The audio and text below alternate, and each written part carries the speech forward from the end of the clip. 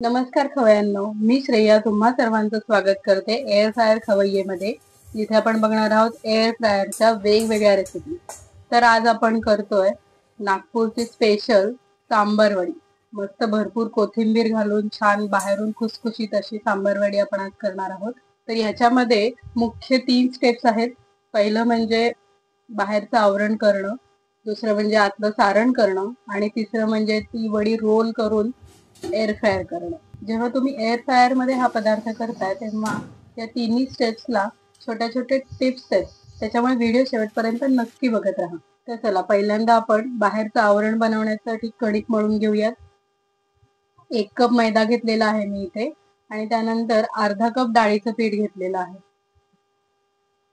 त्याच्यामध्ये थोडासा ओवा घालायचा, 1 चमचा हळद घालायची आणि 1 चमचा आपण त्याच्यात तिखट घालणार आहोत। त्याच्यामध्ये चवीनुसार मीठ घालूयात। त्याच्यानंतर त्याच्यामध्ये अर्धा चमचा आपण बेकिंग पावडर घालूयात। या बेकिंग पावडरमुळे काय होतं माहितीये का, बाहेरचं जे आवरण असतं ना ते आपण तळत नाही, एअर फ्रायर करतो, त्याच्यामुळे त्याच्यामधलं मॉइश्चर शोषून घेतलं जातं आणि ते थोडंसं कोरडं पडतं। त्याच्यामुळे आवरण करताना आपली ही पहिली टीप झाली की आपण याच्यामध्ये बेकिंग पावडर घालत आहोत, त्याच्यामुळे बाहेरचं जे आवरण आहे ते आपलं कोरडं पडणार नाही। कोरडे जिन्नस मिक्स करून झाले की याच्यामध्ये 2 चमचे कडकडीत तापलेल्या तेलाचं मोहन आपल्याला घालायचं आहे।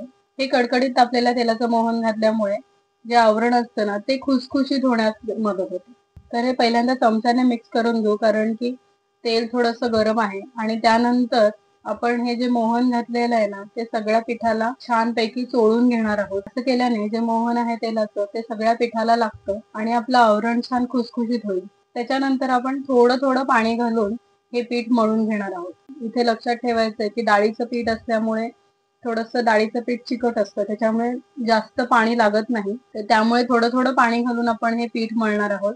जसं आपण कणकेचा गोळा भिजवतो त्याच्यापेक्षा थोडासा घट्टसर असा आपल्याला गोळा इथे भिजवायचा आहे। तर इथे माझा आहे ना हा गोळा भिजवून झालेला आहे। त्याला आपण 1 चमचा तेल लावून घेऊया आणि मग इथे आपण 15 ते 20 मिनिटं हा गोळा झाकून ठेवूयात आणि तोपर्यंत आपण आतलं कोथिंबीरीचं सारण करून घेऊ। तर कढईमध्ये आपण 2 ते 3 चमचे तेल गरम केलेलं आहे।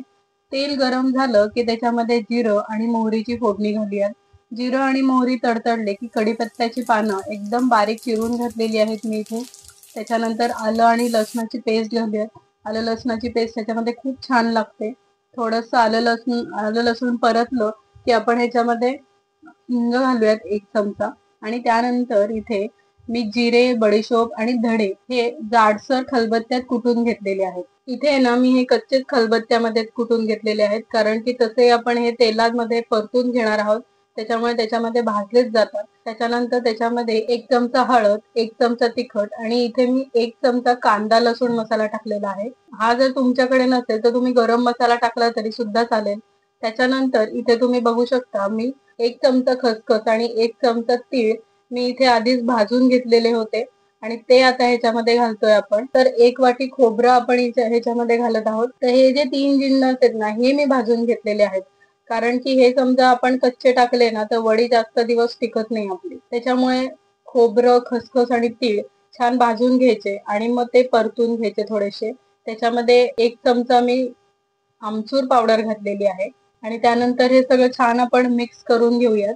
त्याच्यामध्ये मी आता ही कोथिंबीर घालते, भरपूर कोथिंबीर घालायची। ही 1 जुडी कोथिंबीर आहे। आदल्या दिवशीची कोथिंबीर मी स्वच्छ धुवून पुसून ती कोरडी करून घेतलेली होती आणि आता ही बारीक चिरलेली कोथिंबीर मी याच्यामध्ये घालत आहे। याच्यामध्ये जवळजवळ 1 जुडी कोथिंबीर लागतेच, भरपूर कोथिंबीर लागते। त्यानंतर ही कोथिंबीर घातली की 2 मिनिटं व्यवस्थित परतून घेऊयात आपण आणि इथे तुम्ही आता बघू शकता कोथिंबीर बऱ्यापैकी शिजलेली आहे। आपण जेवढी घातली कोथिंबीर त्याच्या अर्धी झालेली आहे। आता या स्टेजला आपण याच्यामध्ये 1 चमचा दाण्याचा कूट घालूयात।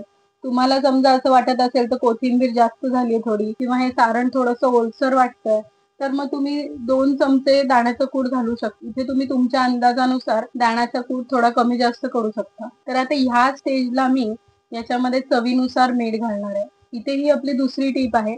या स्टेजला मीठ घातलं ना म्हणजे आपल्याला मिठाचा अंदाज येतो, नाहीतर समजा आधीच आपण कोथिंबीर घातली आणि त्यानंतर लगेच मीठ घातलं तर मग मीठ जास्त होतं, कारण कोथिंबीर आपली जवळजवळ अर्ध्यापेक्षाही कमी होते शिजवल्यानंतर. त्याच्यामुळे या स्टेजला मीठ घालायचं आहे आणि त्यानंतर एक 2 मिनिटं आपण हे सारण परतून थोडं कोरडं करून घेणार आहोत. हे सारण कोरडं करून घेतलं म्हणजे मग आपली सांबारवडी जास्त टिकते. तर हे आपण मिश्रण पूर्ण थंड करून घेणार आहोत अर्धा तास. गरम सारणाच्या सांबारवडी केल्या तर मग आतमधून त्याला पाणी सुटतं आणि त्या लवकर खराब होतात. आपण जेवढं पीठ घेतलं त्याच्यामध्ये इथे 6 ते 7 गोळे झालेले आहेत. तर इथे आपण फुलका करतो ना तेवढे मी गोळे करून घेतलेले आहेत. तर इथे पोळपाटावर पहिल्यांदा आपण 1 चमचा तेल पसरवून घेऊया. इथे लक्षात ठेवायचं पिठाचा वापर अजिबात करायचा नाहीये, नाहीतर वड्या अजून कोरड्या होतात. तर पुरीपेक्षा थोडासा मोठ्या आकाराची पोळी लाटून घेतलेली आहे. तुम्ही बघू शकता इथे आपण पोळी करतो ना त्याच्या एवढीच जाडीला ही लाटी साधारण लाटलेली आहे. तर आता ही गोल लाटून घेतली ना की ह्या स्टेजला आपण त्याला थोडासा अंडाकृती आकार देऊयात. त्याच्यामुळे आपल्याला सांबारवडी करायला सोपं जातं. आता इथे तेल आणि काळा मसाल्याचं मिश्रण मी करून घेतलेलं आहे. 1 चमचा तेलामध्ये 2-3 चमचे काळा मसाला घालून घ्यायचा किंवा तुमच्याकडे जो मसाला अवेलेबल असेल तो घातला तरी सुद्धा चालेल आणि तो या पोळीवर पूर्ण छान असा पसरवून घ्यायचा. याच्यामुळे काय होतं, एकतर आपली वडी जी आपण रोल करतो ती छान चिटकून राहते, सुटत नाही आणि आपलं जे बाहेरचं आवरण असतं त्याला चव सुद्धा खूप छान येते. तर ह्याच्यामध्ये ना भरपूर सारण भरून घ्यायचं. जवळजवळ 3 चमचे सारण मी याच्यामध्ये भरून घेतलेलं आहे. भरपूर सारण असलं ना म्हणजे चवीला एकदम छान लागते सांबारवडी. तर इथे तुम्ही बघू शकता मी अगदी मध्यभागी हे सारण भरलेलं नाहीये, थोडंसं अलीकडे भरलेलं आहे. इकडून थोडीशी जास्त जागा ठेवलेली आहे. याचं कारण असं आपण जेव्हा रोल करतो ना तेव्हा रोल करायला सोपं जातं आणि मिश्रण बाहेरच निघत नाही. तर इथे मी एका बाजूने रोल केलेला आहे आणि त्यानंतर कडेच्या ज्या 2 बाजू असतात ना त्या पहिल्यांदा आपण बंद करून घेऊया. म्हणजे आपलं जे आतलं सारण आहे ना ते अजिबात सुटत नाही. म्हणूनच याला नागपूरमध्ये काही जण पुडाची वडी सुद्धा म्हणत असतील. तर आता दोन्ही बाजू आपल्या कव्हर झाल्या की आपण याचा घट्ट असा रोल तयार करून घेऊयात. हा रोल तयार करताना हे मिश्रण थोडं थोडं दाबून असा घट्ट रोल तयार करायचा आहे. दोन्ही बाजूनी पॅक झालेला आहे आणि त्यानंतर छान असा रोल तयार झालेला आहे. अजून एक करून दाखवते वडी. तर एका बाजूला हे सारण पसरून घेतलेलं आहे आणि दोन्ही कडेच्या बाजू असतात त्या पहिल्यांदा आपण बंद करून घेणार आहोत आणि त्यानंतर हा टाईट असा रोल करत ही सांबारवडी तयार करणार आहोत. तर इथे तेल जे लावलं होतं त्याच्यामुळे ती चिटकून राहिलेलं आहे आणि छान तयार झालेल्या आहेत आपल्या इथे सगळ्या सांबारवडी. 7 सांबारवडी आपल्या इथे तयार झालेल्या आहेत. तर इथे एअर फ्रायर मी 10 मिनिटं 120 डिग्री सेल्सिअसला प्री हीट करून घेतलेला होता. एअर फ्रायरची बास्केट आता इथे गरम आहे. इथे आपण आतली जी प्लेट आहे त्याला छान ऑइल ग्रीस करून घेणार आहोत ब्रशने.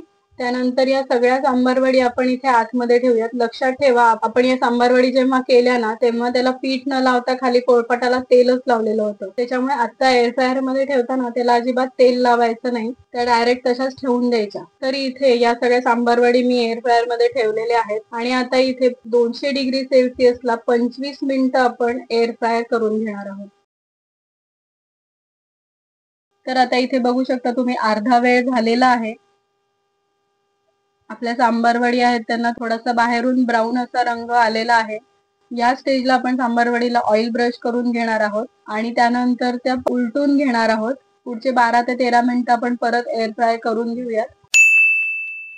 इथे आपल्या सांबारवडी एअर फ्राय झालेल्या आहेत. या एअर फ्राय झाल्यानंतर आपण 15 ते 20 मिनिटं बाहेर काढून बास्केट ठेवणार आहोत. त्याच्यामुळे त्या थोडासा वारा पितात आणि नंतर जास्त खुसखुशीत होतात. तर इथे तुम्ही आवाज ऐकू शकता. खुसखुशीत अशा सांबारवडी तयार आहेत. मी तुम्हाला एक कापून दाखवते.